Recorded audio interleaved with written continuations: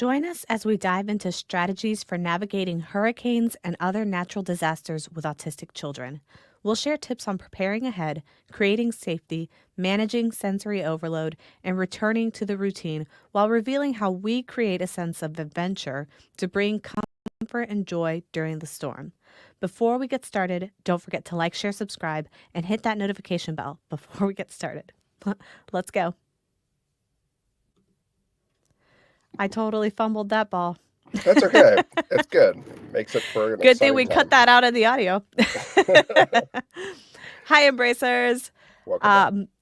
In case you guys don't follow our social media, you probably weren't aware that we were hit by a couple of hurricanes. If you do follow our social media, you'll know that we have been absent for a little while because of that, and things have been a little wonky since. But we decided that it would be a good opportunity for us to discuss kind of like how that went with having autistic kids, since it was really the first time we've had to do it in their, what I would consider, conscious age. Yeah, that's Is that true. I fair? mean, yeah, because we haven't really encountered it much before this year, essentially. Yeah. So this was So, trial run for us at best. yeah. So, one of the things that I wanted to talk about specifically was kind of some tips and tricks that we kind of figured out accidentally while preparing for this. One of the things that we really wanted to make sure that we did first was the more obvious stuff, which is things like social story preparation. But for us, we've realized that our kids have kind of outgrown the social story era. So we're not really focusing on actual social stories as much as we are on kind of like research with them. So, like, one of the ways that we do that is through YouTube videos. So, as we saw that this hurricane was coming, the one good thing about hurricanes is they're predictable. You know they're coming in advance. So, you have plenty of time to kind of prepare for that. So, we basically started watching all these YouTube videos with the kids and trying to explain to them what a hurricane is, what are the sounds you might hear, what are the visuals you might see, and try to answer any questions they might have, because I know that for our kids at first, it seemed a lot scarier to them than once they understood the details of what a hurricane actually was.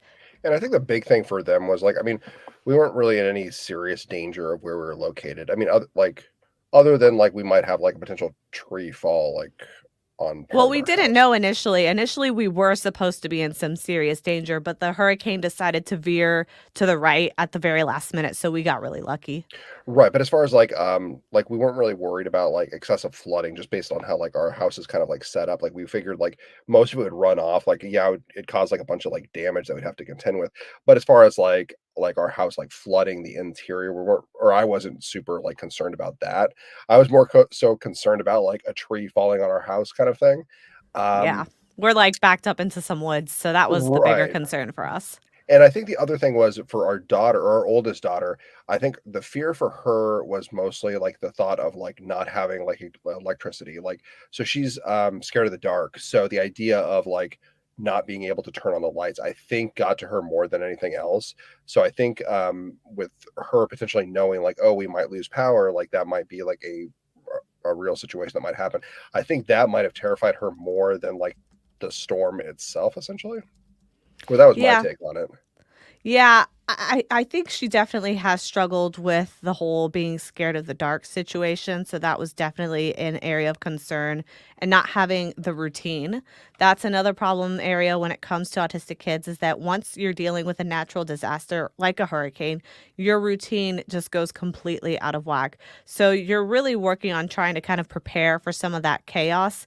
And one of the ways that we did that is because, again, you have advance notice with a hurricane, we decided to make this a opportunity for us to introduce something new and fun for the kids so that they would get kind of excited. So we have these pop-up tents that we use for traveling, and we use them mostly to give them like a safe sensory space for bedtime whenever we go and stay at a hotel or at my mom's or something like that. But we never use them at home. They're always stored away. And we thought it would be a great opportunity to do like a play indoor camping scenario with the kids. So we set it all up in the basement. We did that because our fear was more of trees falling. We're not in a flood prone area, so we felt safer in the basement for our specific scenario. And we set up an empty room that we had with their tents. And then Matt got some of those like camping chairs that you get. We put like a fake little campfire in the middle with like a little light up lamp that they have. We put a bunch of stuffies down there, and we got their fuzzy blankets and everything. And we surprised them with that. And then the other thing that we did that was kind of fun is I had these jammies and this little stuffy that we had gotten and was kind of just sitting for the right opportunity. And I thought, hey, it would be kind of fun for them if I got them like a quote unquote hurricane gift. So I kind of made it a little festive. And I decided that, on the day that we had to go and basically sleep in the basement in order to make it fun for them, I gave them the special hurricane present. And when they opened it, it's a stuffy that has matching pajamas. And so they were able to wear their set of pajamas that match with a stuffy. And they used those. And I told them they were basically safety pajamas. So I told them, like, oh, if you wear these, you'll be safe. If you hold this teddy, the teddy's going to keep you safe.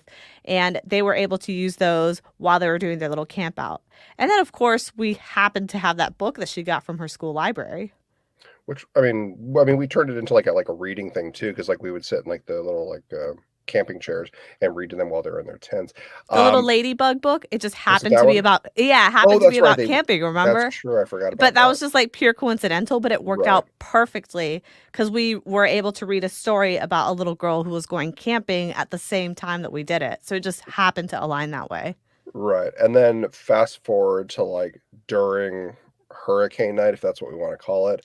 Um, didn't lose power, so that's a We plus. got lucky. No trees fall in the house, no flooding, um, and no sleep for any No of us, sleep. I would say. Well, I never get sleep because of the baby, but this But time you didn't get sleep. oh my gosh. So it was like they might have slept for like a couple of hours. I think because they were so excited that they were like in their tents right across from each other. They could talk and we were just like, hey, just as long as you guys like stay in the room so we can like keep tabs on you, like you guys can like play or like talk to one another, but you have to kind of be like quiet. But essentially like they talked most of the night. Then they woke up at like 3:30, 4 o'clock in the morning, and they were excited because they were still in the same room in their tent. So they started talking and laughing and coloring pictures and all sorts of craziness at way too early in the morning. So they had a fantastic time. Like, It reminded us of why we separated them to begin with when we moved here.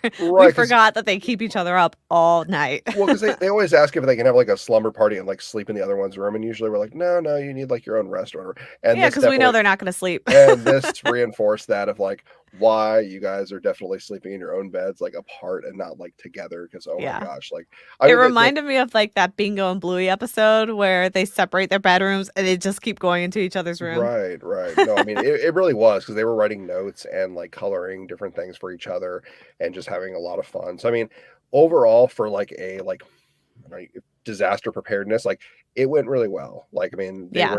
they were not scared during the like hurricane night about like when the storm was coming through because I think it was supposed to hit around like 4 o'clock if it came right through us. In the morning. Yeah. While we Right. were all sleeping. Right. So I mean, but I mean, we were so well insulated in like our basement, we weren't even able to hear like I mean, I guess like a little bit of the rain in our like side room that we were in, but they couldn't hear anything. It was super quiet.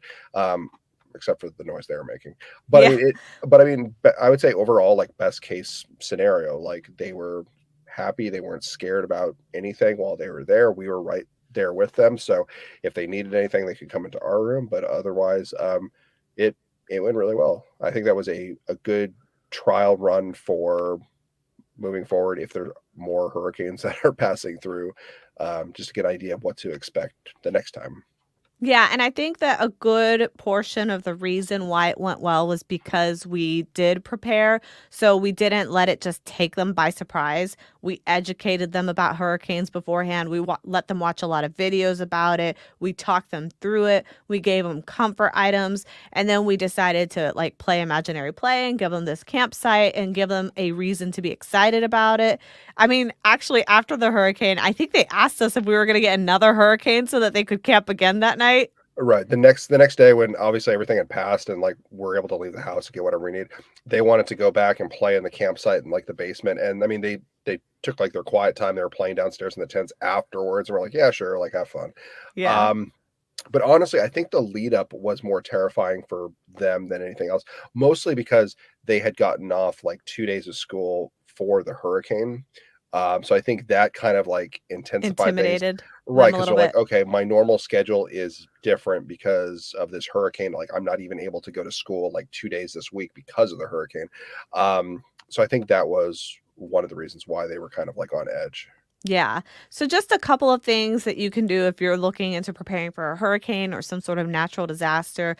I always talk about like sensory preparedness. And that's like if we're going out anywhere, for example, just always having that like sensory bug out bag. So, anytime we go to like movie theaters or family events or anything where we feel like our kids might have some sort of sensory regulation issue, we always have this kind of prepped sensory kit that typically has their earmuffs and then some sensory fidgets in it. And it might have anything else that might be more specific to your child's needs. So just, customize it to whatever you feel like your kid needs. It might be sunglasses, for instance. So we have one of those. And then the other thing that you can do is provide them with their comforts. So for us, that was like the stuffies and the books and the stories. But maybe your kid is the type who likes calming snacks. Maybe they're the type who likes some sort of like calming music or song. So whatever it is that works for your child, tailor it to what works for them. The other thing to do is when you're looking during the storm or actually during the height of the storm, if it's while they're sleeping, you don't really have to worry about it, which was kind of great for us, except for the whole them keeping themselves up thing. But if it's going to be during a time that they are aware, just being able to comfort them one on one too. So making it feel like somebody is there and they're not having to navigate it alone. And for me, I feel like walking through those steps as it's happening would make sense. So even though we didn't have to do this for our kids, if the hurricane was happening while they were awake, I would walk them through and talk them through what's happening. Like, okay, you hear that sound? That's the wind. You see the trees? Well, we say dancing. You see the trees dancing? So I basically would just like walk them through the process so that they're not scared. Because I feel like fear of the unknown is always the biggest fear. Like, as soon as something is known, it makes it suddenly less scary. Right. And I think for me, I think the big things were obviously trying to like gamify a situation that's out of the ordinary. So we haven't really gone camping with them. So we tried to turn it into a camping experience because they want to go camping. So we figured we'd get the tents set up. They've got like their little mattresses, turn it into like a little campsite. So they're already excited to have like a mini campsite. So if we can use that to kind of build some excitement, we're better off doing that. And then the other thing is like I also think like us just remaining generally calm. So I mean, like, yes, like we still probably could have gotten better things situated, like overall, like we're still trying to figure it out. But like we had everything situated enough that like we would be able to like weather the storm without like major concern. Because our daughters are kind of like skittish, kind of afraid of the dark. We made sure that each of them had a flashlight. We made sure that there were plenty of flashlights, and we showed them like, hey, you don't have to worry. Like if the power goes out, there's all these different flashlights. We can definitely, we're going to be okay. We're going to be able to see in the dark, and it'll be morning the next day. So you don't have to worry too much. So I think reassuring them that if the power goes out, it's not going to be completely pitch black. That you won't be able to see us or anything and just be terrified alone. That letting them know, oh, we're all together. We have plenty of light. Like, do not worry. You are safe. I think that kind of took some of the edge off a little bit. So they were more excited than I think terrified during like the actual storm, essentially. Yeah, and if you do plan on using any of these additional tools that your kid is not typically exposed to, like flashlights, I would say do a dry run with them first and make sure that they know what it looks like, what these things sound like. If you're using a generator, for example, just so that they get the idea of what they might be hearing, seeing, or smelling during the hurricane. So, for example, with our kid, I have this light up turtle that kind of projects like waves, ocean waves onto the ceiling that I find personally really calming and soothing, and I think it's super relaxing. Our youngest one likes it, but for some reason our oldest is terrified of it. And so if I had not tested that with her, I would have potentially made a situation worse by turning that on while she's already in a like heightened sense of awareness or like fear during a hurricane. So I'm glad that I tested that out the night before and showed it to her and had her kind of touch it, play with it, and see what her reaction was before because I knew not to use it on hurricane night. It was so interesting because, like, our youngest, like, because you push it and it kinda has, like, the blue, what looks like waves, and it's on the wall and ceiling and everything, and our, youngest, well, middle child now, she loves, like, ocean animals, so she's like, "Yeah, the turtle," and, like, the ocean, she's all for it, and then our oldest one, she's like, "No," and Turn just like, it "Yeah, off. not the turtle, not the turtle," and we're like, "Oh, okay, we'll pass on the turtle," but it's just interesting just to kinda see. I mean, obviously, yeah, we want to do a dry run with some of the things we might be using just to see how they like it. Because the worst thing would be we're planning on using something that they absolutely can't stand. And then when we're trying to introduce it, there's multiple meltdowns and you have limited resources essentially if it is in like a hurricane situation or other natural disasters. Because then you're kind of stuck with whatever you have on you at that time. Yeah, absolutely. And I had gotten the idea of the camping from my own childhood because I remember when I was a kid, my parents used to pull out board games during power outages. So they would pull out board games with like the little lanterns that you kind of what's it like you kind of wind The wind it crank up. ones, Yeah, the yeah. little crank ones that you have to keep cranking to get the power to go.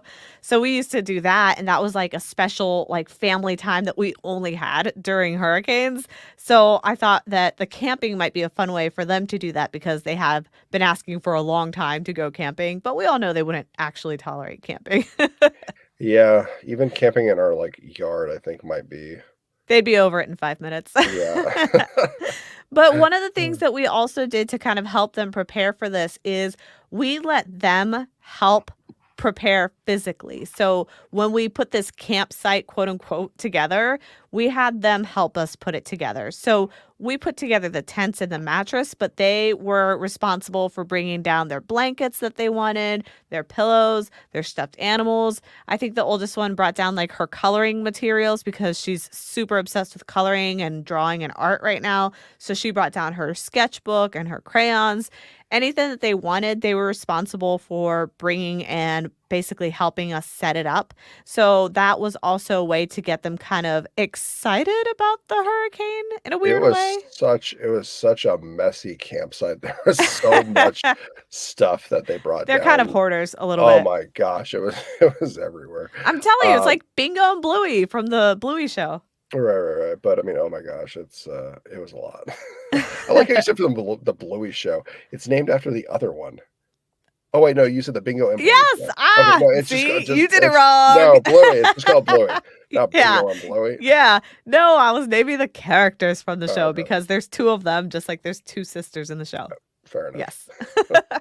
But yeah, I think basically what we've learned from this is the oldest one tends to have a lot more anxiety about this sort of thing than the youngest one.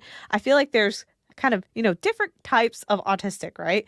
And the older one is more like me where we kind of ruminate. So ruminate means like when you kind of dwell on a thought over and over and over and it kind of turns into this cycle of anxiety. And I did that growing up where a small problem could just kind of snowball into a bigger, bigger, bigger, bigger problem. And really the only way to resolve it was like to just get that thing over with. And I still struggle with that now. It's kind of like a performance anxiety or something like that, where it's like, if something is going to happen that could potentially go wrong, I'm going to dwell on it and stress out about it until the moment in time where I can address it. And so that is something that we are kind of learning our eldest daughter does, which does align with certain autistic characteristics. But our youngest is like the polar opposite. I would honestly say she's Closer she still really is closer to a level 3, and, like, because of that, she's more checked out when it comes to what's going on in the world around her, and so for her, she wasn't really scared at all because she wasn't really, like, aware of what was going on. I don't really think she still has a great sense of danger, honestly. Well, the other thing that we also have to keep track of, like in this case, yeah, our middle child wasn't too scared, but in the past, whenever our two older girls are together, the older one gets scared of something, and then because she kind of talks a lot about what she's scared of, then the middle one starts to kind of pick up some of those characteristics as well. So I know we've seen this like obviously going to the doctor, dentist, that sort of thing.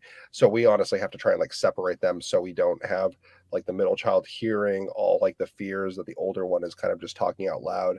Because sometimes that might shift over where she starts to, or is giving the impression that she is equally as scared as the older one. I don't know if that's really the case or if she's just kind of mimicking or going along I think so. or going along with the other one.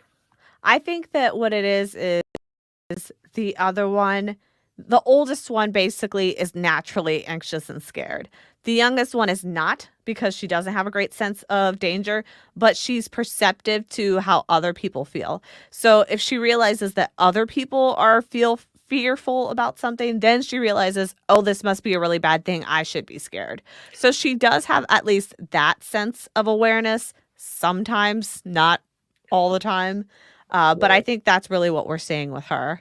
Because I know in this situation, I tried to make sure that we kinda kept, like, the fears of the older one kind of, addressed. So, like, the day before the hurricane was even supposed to come here, our oldest was already struggling to try and fall asleep because she was scared about the hurricane coming. So, I remember, like, lying down with her, kind of, like, hugging and snuggling her and just kinda saying, like, "No, you're gonna be totally okay. Nothing bad is gonna happen," and just kinda reassuring her that, like, we are gonna be right there with her. She has nothing to be afraid of, and just trying to like cut down on some of those fears that she might have just so it doesn't like transpire to like the younger one where she would equally be as terrified, which I think worked out pretty well because like during day of neither of them appeared to be whatsoever scared of anything. It was just like, oh cool, we're having a camp out in the basement.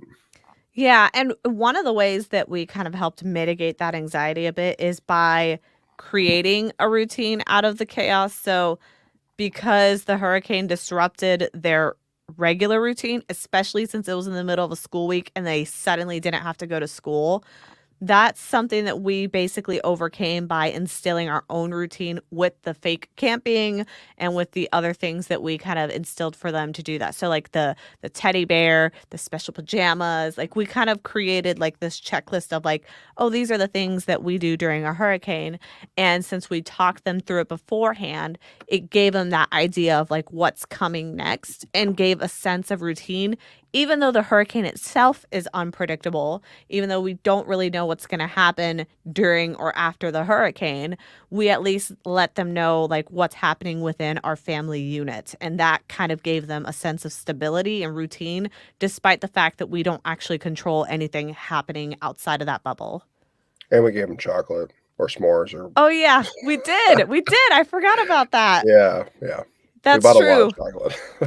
We went out buying our hurricane supplies, uh, and then we're like, let's get s'mores. So we bought the graham crackers, we bought the chocolate bar, the marshmallow. Our younger one, she was all about putting that together, and we cop out, so we did it with like the microwave.